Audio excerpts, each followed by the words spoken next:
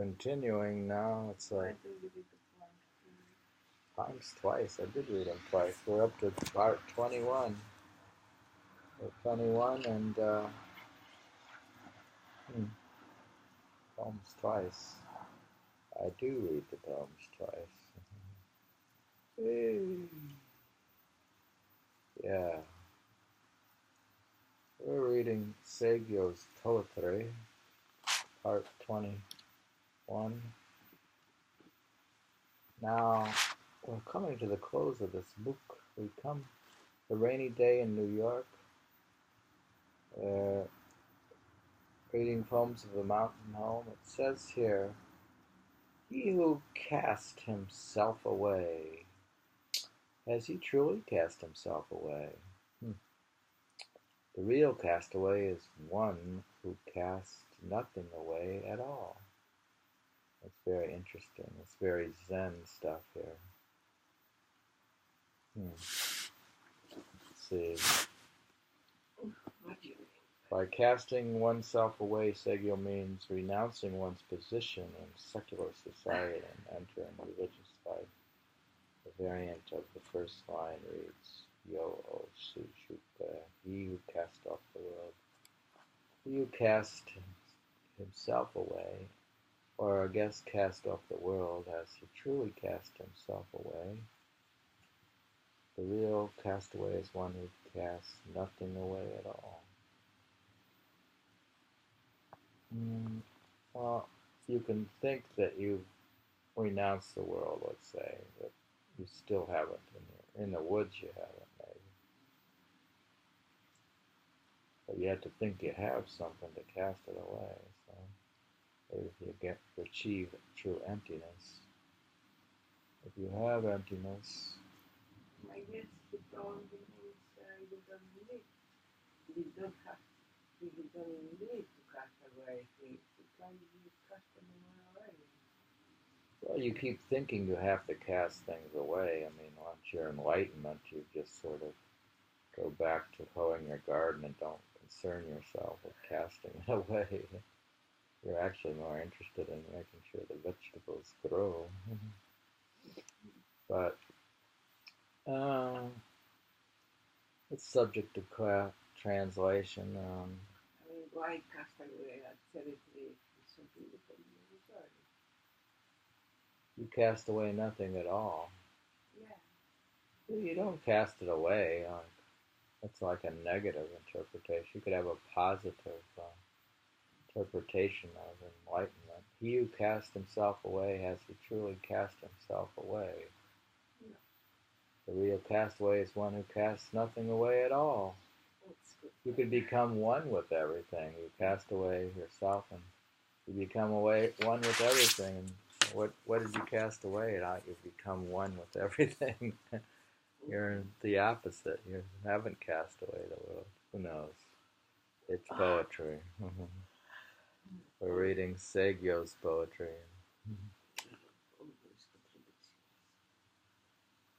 Well, you should post that. What? Post that one? Really? What about the rainy one? So I should post rain. The rainy day poem. Yeah, I didn't feel that.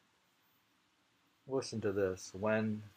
Who lives there, learning such loneliness? Mountain village, where rains drench down from an evening sky. It's raining today. Not that that's a reason to post. Should cast away the need to post. We don't have to post. About the rain.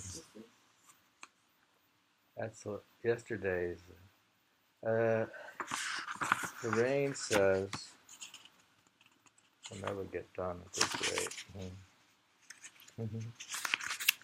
We're not in a hurry because we've cast away rushing.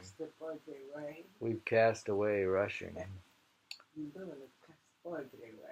We're not trying to finish this book because we're not going to cast it away. We're going to just get stuck in the ending of it.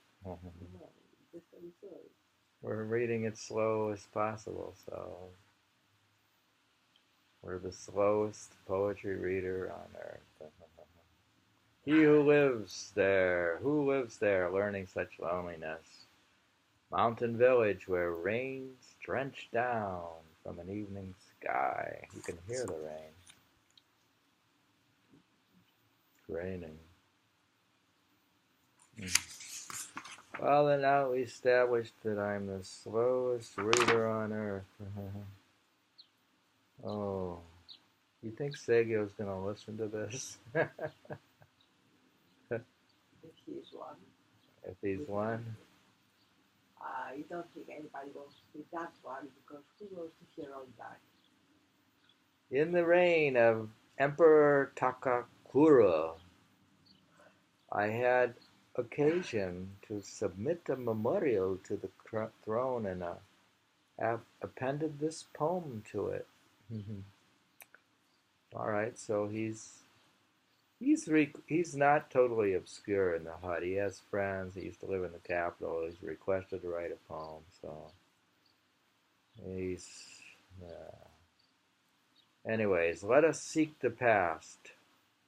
Be an age that cherishes the old. Then our today one day will be someone's long ago.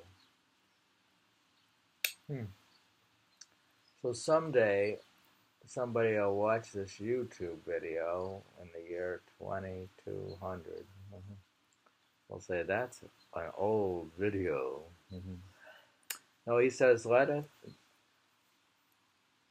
We do not know what Saigyo's memorial was about, though perhaps it concerned one of the imperial anthologies, the poem which is preserved in the Shinkokin Sensu, an imperial anthology completed around 1234, appears to represent Saigyo's statements on poetics. Look to the past, for only then can your work serve as a model for the future. Well, he looked to the past, but so did Basho look to him. He's looking to knowing. He looked to knowing, and Basho looked to Saigyo, and we're looking to Basho. And who's looking to us, dear? Nobody.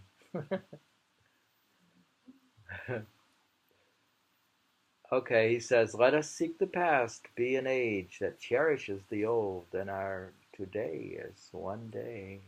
Then our today, one day, will be someone's long ago. All right. He's just stating it as it is. Composed when visiting the Tsukiyo shrine in Ishi, viewing the moon. Okay, now he's looking at the moon. Shining from the sky over the tall peak of Eagle Mountain, the groves of Tsukiyomi filtering, softening its rays. The moon shining in the poem stands for Sakyamuni Buddha, who preached the Lotus Sutra at Eagle Mountain, India. The supreme, universally valid wisdom of Buddha is filtered and adopted to local spiritual needs through the person of the Japanese Shinto deity Tsukiyomi, the goddess of the moon. Interesting.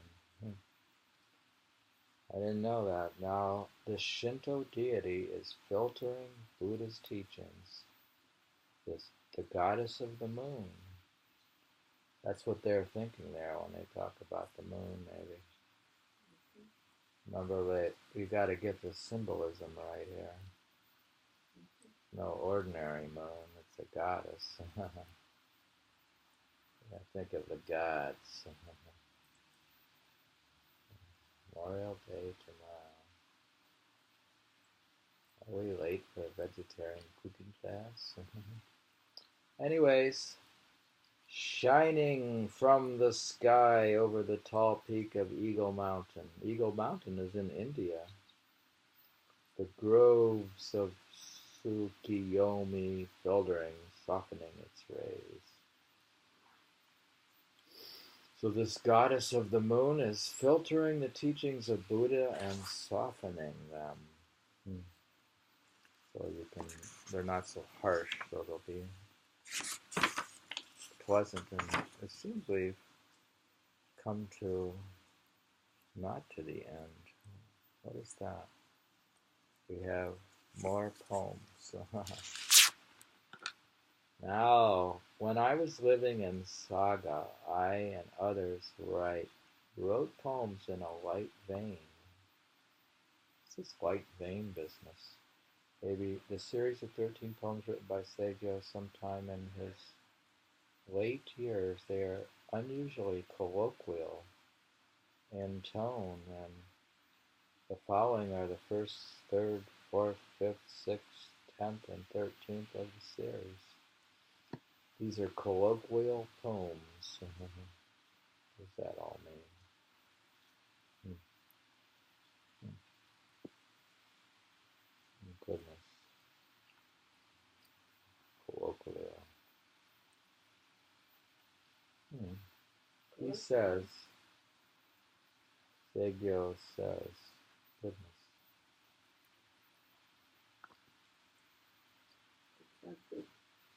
Oh, he says, startled by the sound of children blowing wildly on straw whistles, I awoke from my summer noonday nap.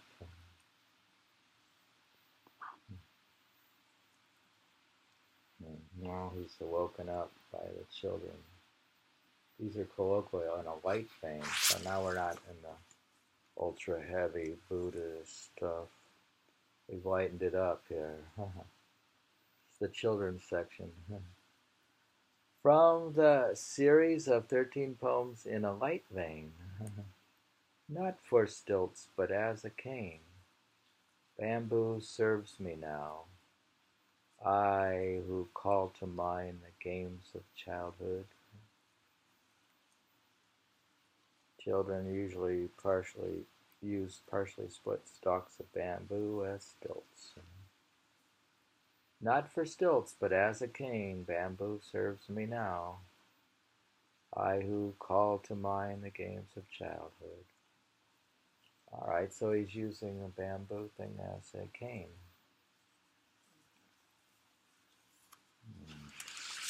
Very good. But he remembers them as a child. Now he says, just to play hide and seek the way I did long ago. Crouched down in the corner, squeezing in so tight. You know how you squeeze into the corner? Just to play hide and seek the way I did long ago. Crouched down in the corner, squeezing in so tight. So maybe he's crouched down in the corner, meditating, and recalls his playing hide and seek. Now he says, drawing his sparrow hunting bow of bent bamboo, the little boy seems to be wishing for a guardsman's black hat.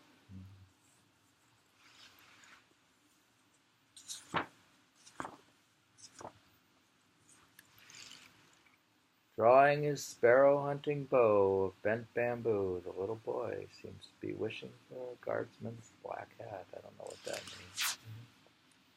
Anyways, I, too, grew up the same way, passing the years playing games like them in the garden sand.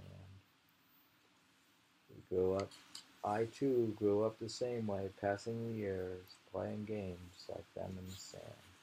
Seems that children all grow up similarly. So, we've been reading Saigyo. Here he is.